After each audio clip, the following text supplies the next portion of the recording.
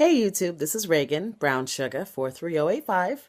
I am coming at you with my, I think, week 30 post-op VSG video. And I think I am blurry on my lens here. Hold on. Better? Okay. So, you have to forgive me. I am not in my car, not on my way to work. I'm at my house, and I just finished doing Bantu knots on my hair, and I've got all the little pins because I can't, I don't want them to come out. So anyway, this is I've done Bantu knots before. I'm just going to go on a little ramble here real quick. But they normally don't turn out very well, so I'm putting them in this morning and keeping them in. I'm off work today and wearing them overnight, and then I'll take them off in the morning. Take them out, excuse me, in the morning. So, so yeah, that's exciting. But anyway, so week 30, a little late. Today is Thursday, and I typically do my videos on Mondays. So I'll go ahead and get started with the numbers. My highest weight was 450. My weight day of surgery was 442. Last week I came in at 366, and this past Monday came in at 365. So 1 pound down from last week, which is great. What has gone on? So I didn't take notes. I always say I'm going to take notes, but I didn't, as I normally don't. But a couple things. I have gone out to dinner a few times, and it was funny. So we get to the restaurant, and my friend, he goes to. Normally, I'm like, okay, I need a table, but I was like, you know what? Let me chill out. Let's see, if he chooses a table or a booth. So he chose the booth, and I'm like panicking inside my brain, and it was one of those where you had to like step up. And I know for a fact the last time I had to step up to sit in the booth, it didn't go very well. But I was like, you know what? It's all right. It's all right. Let's, kind of chill out. So I stepped up and I fit. We didn't have to move the table at all, which was pretty cool. And I still had room to breathe. There have been times, and I'm sure you guys can relate, where you're able to fit in the booth, but then like you have to have everything. Like for me, I've had to have things like 6 to 12 inches away from me so I could actually reach it. My favorite is the whole trying to drink pop. With having rather large breasts, anytime you would take a drink from pop or water or something, if there was a straw, it was interesting because you can't just bring the cup straight to your mouth because I have these breasts. And so you would have to tilt, but if they fill the water up too high, then you spill. So you have to do this like sippy over the top type thing. And yeah, but anyway. So yes, so I fit into the booth. Another thing very exciting, not so safe, but I was driving and I went to grab the wheel with my leg. You guys have done that where you lift your leg up and hold the wheel in place. And I couldn't do it. And I'm like, what? What's going on? I'm checking my hair, making sure everything, I got all my things. But anyway, I couldn't do it. And I was like, what? And so I was like, I have to scoot my seat up, like lift it up and then move it forward. I was like, what? I've never, ever, ever had to move my seat up or move my seat forward. And driving the carpool for basketball, my child is the shortest one in the car. One kid's like 6'3", 6'4". One's like 6'2", 6'3", and then the other's like 6'1".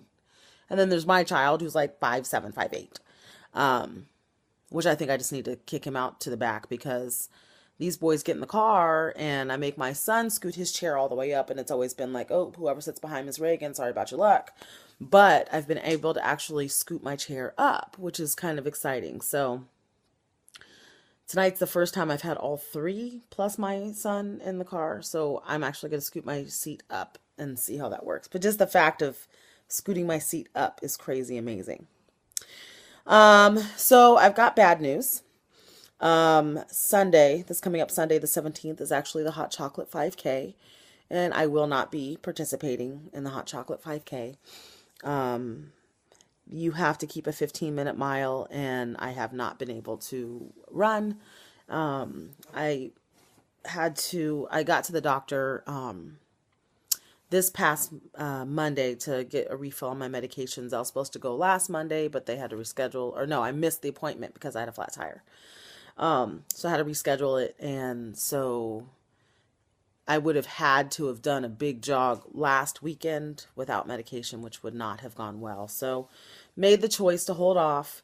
And I'm okay with that because, okay, so your goodie bag for entering the race is you get a cool little windbreaker jacket thing.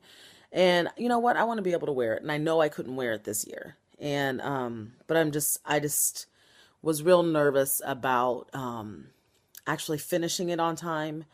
I'm not at a 15-minute mile, and I think I would actually hurt myself trying to get to that point right now. So, taking a step back and, trying to listen to my body and just kind of going from there. So, but it is on my to-do list for 2014, period. Done. Gonna do it. I was talking to one of my coworkers who, she's pregnant. She's due in February. But she's done, I know she's done at least a half marathon, maybe a marathon, but she's, an avid, active runner. Not right now, because she's got her big belly. But anyway, so do I. Anyway, not full of baby though.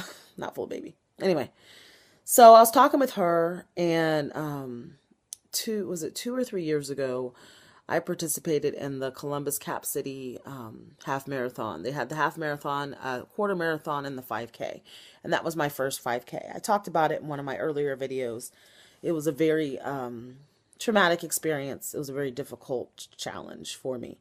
But in a nutshell, I finished the race last. And I kind of go into how hard that was to do, being last.